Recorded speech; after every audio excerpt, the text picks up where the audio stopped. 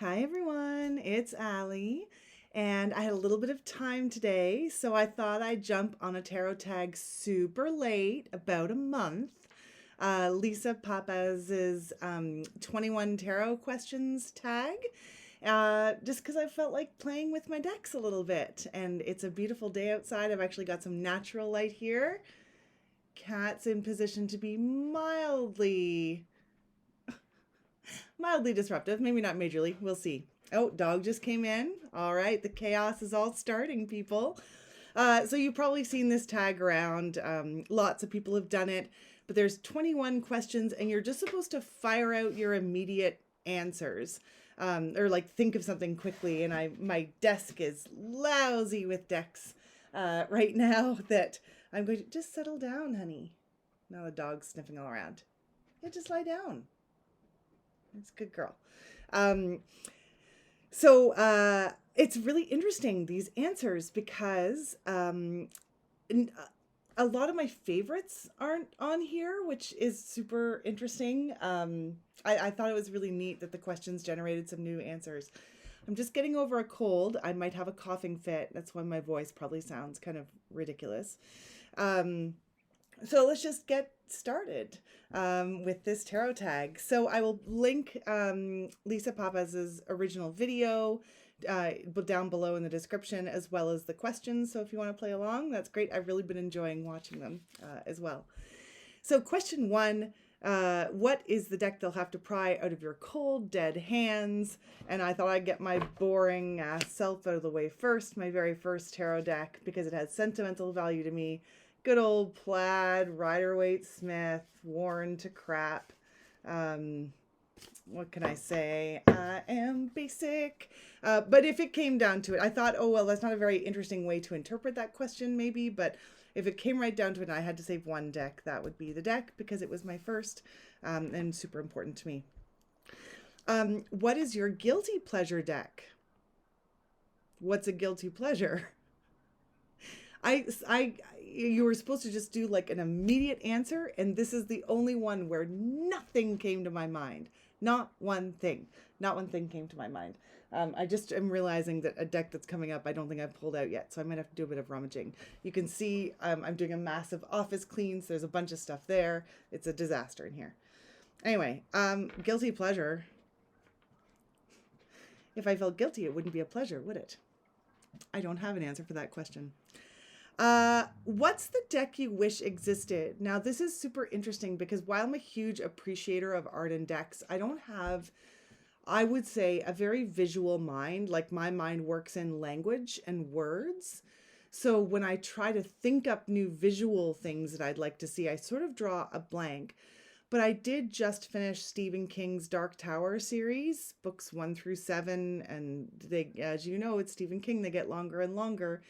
And actually, there's tarot cards play a role in the drawing of the 3, although it's not any sort of tarot deck that we're familiar with.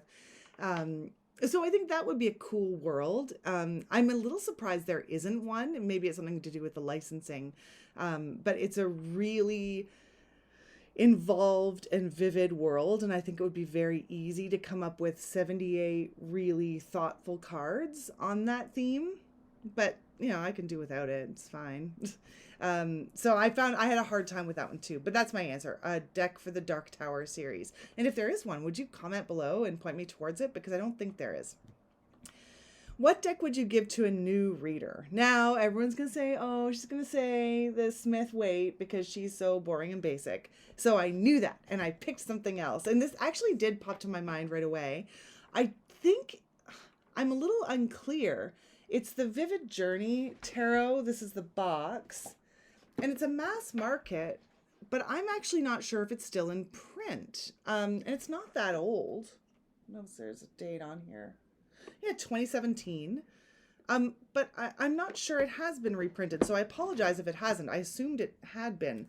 Anyway, these are the backs. And the reason I chose it is I feel like it's really simple deck and yet still very fun, with really expressive cards, very non-threatening as well. I think if someone feels a little anxious about tarot at the beginning, all of the major Smith weight meanings are there. Oops, the seated man, hangman. But the cards are also color coded by suits, which I think can be really helpful. I don't know. I just find it a really good, clear reader. I like it at this time of year because it's like colorful. I mean, I think that's so interesting as a death card.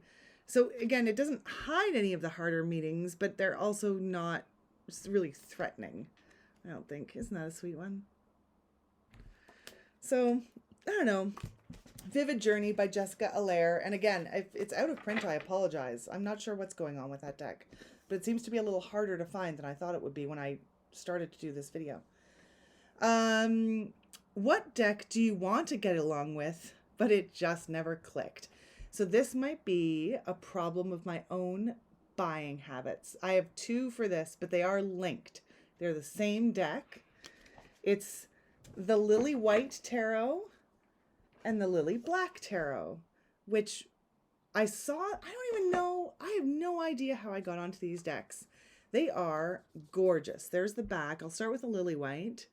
Here's the King of Pentacles. Right? So just painted cards.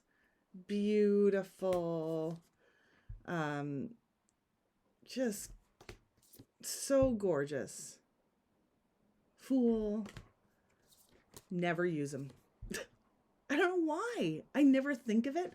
I think part of it is since I bought these decks, my eyes have gotten a little bit worse. And just to sort of, I mean, some of them, like Three of Cups, that one's pretty obvious. But because the art is a little bit more abstract, and then we've got these tiny numbers and symbols at the top for the significers. Oh, isn't that beautiful? That one reminds me a little bit of the Anima Mundi wands. So as I'm looking at it, I'm like, what? Why? Puppy. Sorry. So I'm looking at it. I don't know why I'd never, ever, ever reach for it. Like I've literally done nothing with it. And then the Lily Black is the same thing, but in black. And it is beautiful as well. Never reach for it. And I also find this one a little bit harder to discern with my eyes. Like you can see how everything's a bit fainter. And even, what are you doing, weirdo? Baby, it's okay. There we go. Sorry.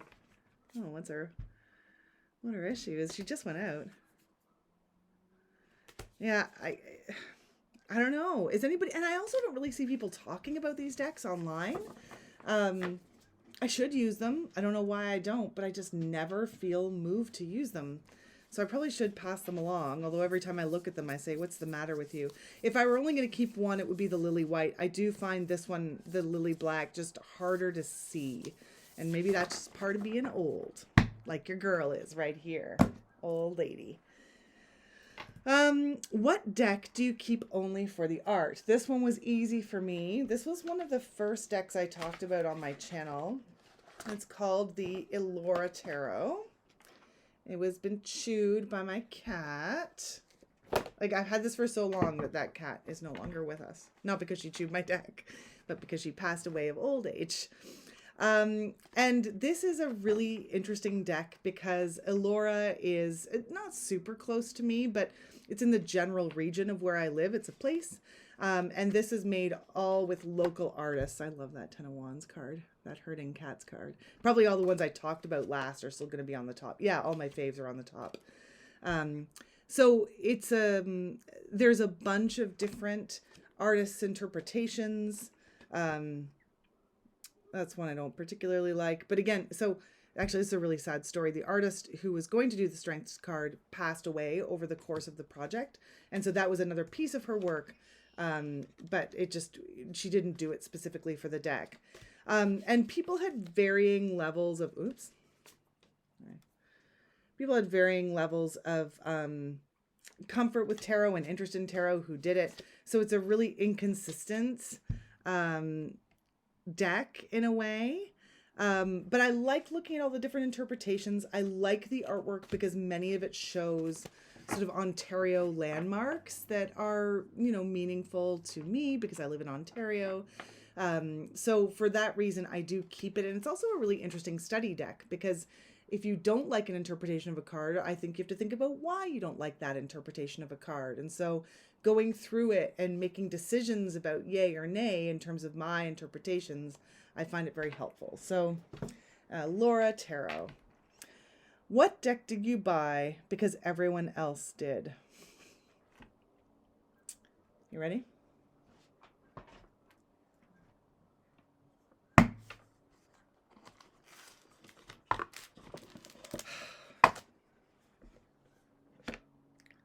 The Alleyman's Tarot. These are all the extra cards. There's lots. Hang on. These, little peggy bag, are the ones I sorted out into one tarot deck. What was I thinking? I never use this. It's been huge. I think my initial experience with this deck was affected by the fact that I got it in the mail after the Kickstarter, and I took it out and I was holding on to it, and the cards are so slippery. They just shot out of my hand all over my kitchen. Like they were possessed. It's a tricky deck to handle because it is so slippery. Oh no. Hi, cat. I do like even just going through and looking at the backs, I think is cool. Excuse me. And I do I should try and work with it some more. I went through and found all my favorites. I got all the extra add-ons because I was like, why not? It's so exciting. Oh God, excuse me. I don't know. I think it was a bit frivolous. Now I since have sponsored or backed another Kickstarter sort of collage deck. Oh no, am I gonna have to stop this video? Hopefully not.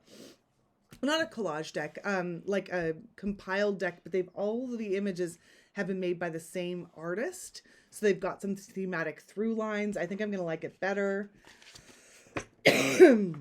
The world was into the Alleyman Tarot and I bought in, and I've done next to nothing with it. So maybe what I should do is put away all my other decks, because there are I love the Super Lunaris Tarot, and there's a card from that one in there. I think I could really enjoy working with this. I just haven't done anything with it.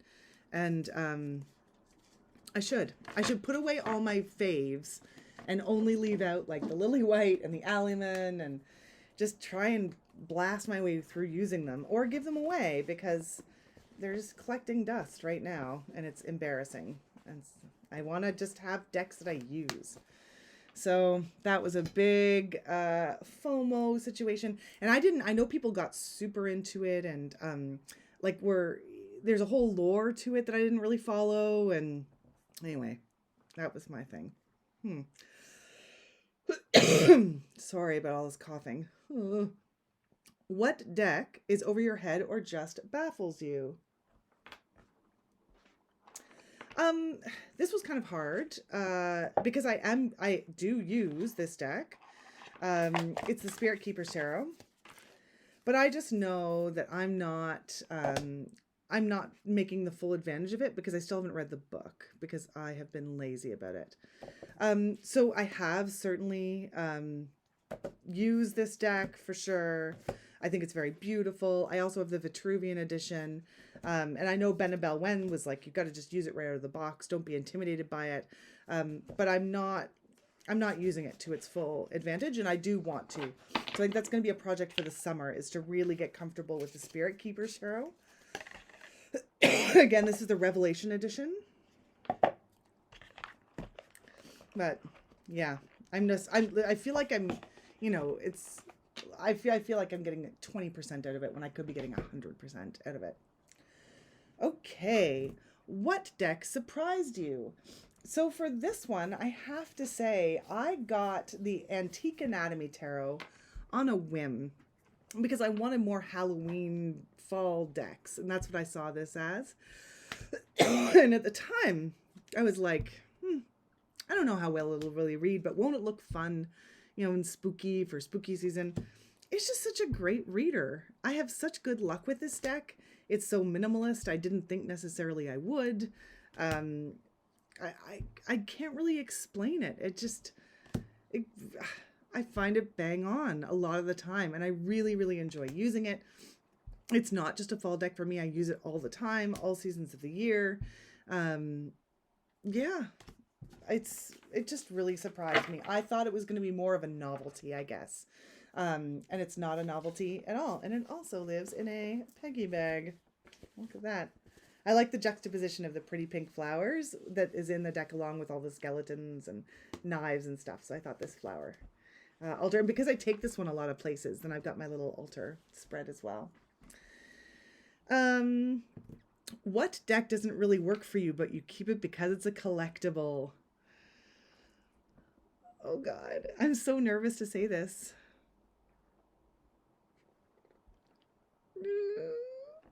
I love it so much, but it just doesn't read that great for me. I don't know, Bohemian Gothic. Like, maybe this actually was a better fit for one that I just keep around for the art. Because I do really like it, especially, and this is one that really only comes out in October.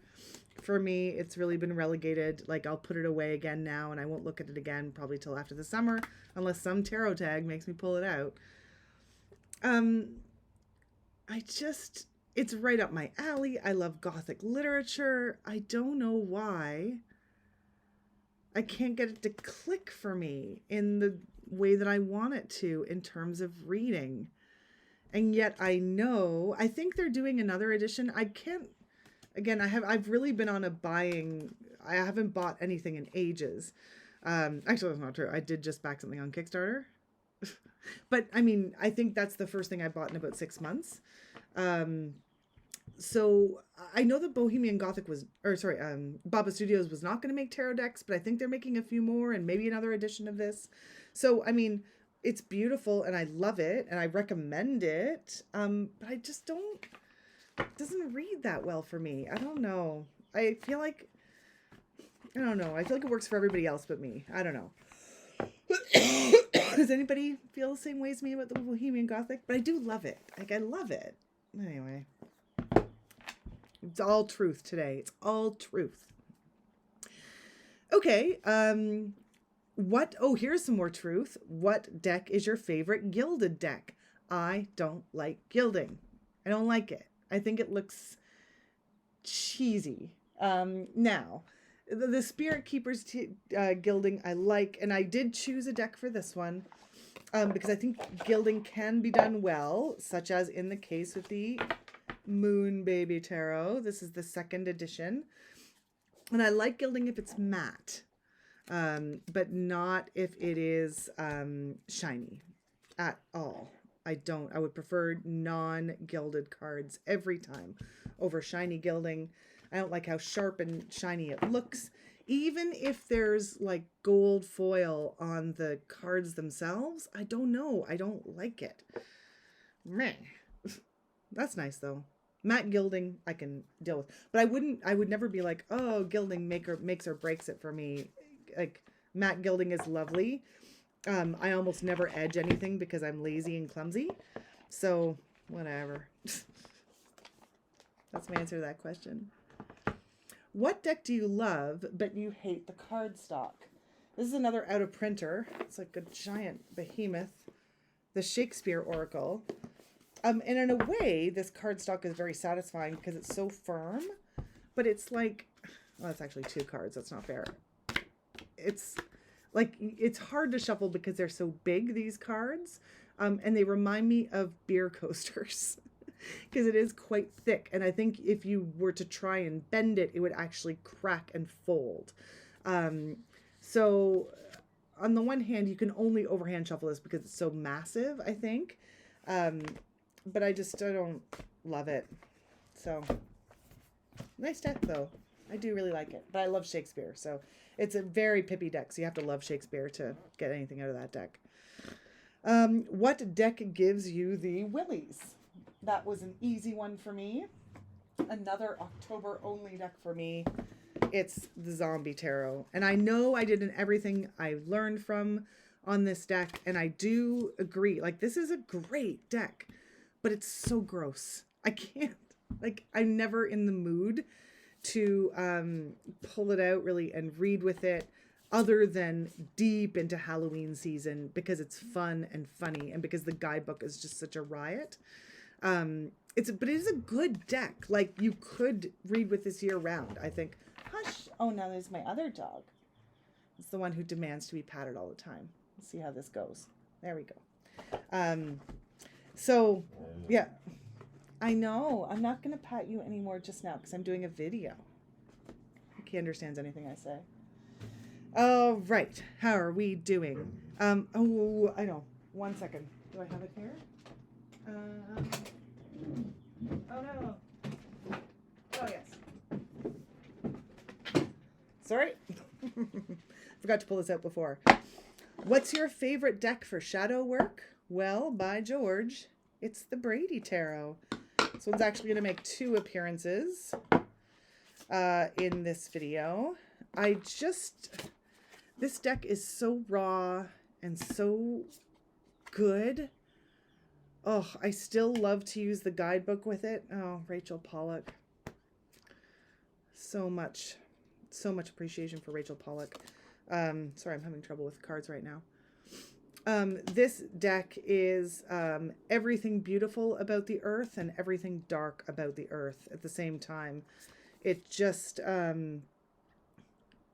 so raw and so rich and so real that this is my favorite deck for shadow work. Excuse me. Boy, oh boy, this cough is not letting go. What deck do you love in theory but not in practice? This is another one where it's my fault and not the deck's fault. The Dreams of Gaia Tarot. Well, only half of them came out, but that's fine. I just have the little pocket edition. And I haven't done any work with this deck in terms of like understanding its own unique system. Am I even holding these the right way up? I didn't even remember. Oh, here we go. Yeah, in the bottom corner. So I really thought I was going to get into this and haven't. I love it though. Like, it's so cool looking. And I guess I could just read it solely on intuition. But I thought that might be a bit easier to do when I first got it. I got it as a good deal. I don't know. Not sure that's going to be long for my collection either. Dreams of Gaia, as I'm doing this great sort of purge. What deck would you never use to read for someone else? I actually came up with nothing for this. I can't think of any deck. Like, I wouldn't just whip out the Zombie Tarot because it's so gross, I guess. But I wouldn't object to using it to read for someone else. Like, I can't think of something that would fit that description. So I just left it blank. What deck would you never use for yourself? And I also couldn't really think of one for this. Like maybe Thoth, because I don't know it. I don't know. I can't think of anything that sort of like on principle. I just wouldn't use it for myself. There's decks I'm not really drawn to, but no. What deck could you not bring yourself to buy? This was also hard. Well, oh no, because that's my deck. I have one deck that got away that was it's also still on my list for I can't bring myself to buy because it's too expensive. But I think the best answer for this is the Dark Mansion Tarot. And it was one that everybody just is in love with. And it fits my like cutesy Halloween aesthetic, right? I just think like I should love that deck. And I've had it in my cart so many times. But I don't love it enough to justify the cost to ship it to Canada. So, and I like the Halloween Tarot better. The mass market Kipling West Halloween Tarot, which is just so good. So I'm just not doing it. I'm not going to fall into that trap and buy the Dark Mansion Tarot and then never use it. My favorite pip deck probably won't be a surprise either. I have a lot of pip decks now I actually like. I like that I'm at this point in my tarot journey, but it has to, it's the pig in other worlds. I started with a non-pip card. I love the storytelling of the pips in this deck. There's just, of course, now that I could find some ones that are actually pips. Like there's just enough in there to give you sweet little, it's almost like Easter eggs and clues. I think it's just such a beautiful deck. I just love it so much. Oh, pumpkin. Anyway, the Tattoo Tarot is a close second probably on this one. I do love that deck as well. What deck slaps you with the truth? Once again, I will come back to the Brady Tarot for the same reason I use it for shadow work. I'll just keep showing more cards. Maybe I showed those already. You have to have some fortitude, I think, to use this deck. It is not easy, this one. And maybe actually, you know what? Now that I'm sitting here looking at it, I've never read for anyone else with this deck, and I probably never would, now that I think about that. I mean, if someone asked me to specifically, I wouldn't have a problem with it. It's not like it's mine only. But it's just, I've done so much with myself, and it means so much to me in my specific way. I'd be worried about that coloring what I had to say. Max, buddy. He's wagging his tail under there. Oh, and let's just take a look at the Hermit card because it's so good in this deck. Oh, beautiful. And the deck that got away. So I have somewhere, I never use it, and I couldn't even find it for this video. I have a copy of the Mass Market Bonefire Tarot, and the shiny cardstock is so gross to me. I hate it so much, that it's my dream to find an indie version of the Bonefire. And there was a time, I think it was 2 years ago, when someone, not even really close to where I lived, but I was prepared to drive like 2 hours to go and get it because they put it up for a sale for I think $100 Canadian, which is a lot of money for a deck, but it's like an out of print indie that I think I just love. I love the size. I love the matte cardstock of the indie versions. Anyway, someone who lived closer got to it first. So I'm happy for them. But I did feel like it got away. Although now I'm not so driven to acquire new decks. I seem to sort of be in this holding pattern in my life, and it's easier to let some of those things go. And so maybe that's going to be how it is, which would be great for now on. So less FOMO and just sort of let these things go. But I would say that was a bit of a crusher to have an opportunity to even just feel, just when I see people work with those indie versions of the Bonefire Tarot, and I just wasn't really a fan of the Oracle. I don't know, just something about the Bonefire Tarot I just really wanted to have in my hands as the indie version. So that one got away. So that's the tarot tag. So I hope you enjoyed watching this long video. I don't know if you can still hear my dog groaning away. Buddy! I know he wants to be patted. Crazy. And what was I going to say? Oh, I hope my coughing wasn't too terrible either. All right, I gotta go pat this dog or he's going to turn on me. All right, have a great day and we'll talk to you soon. Buddy.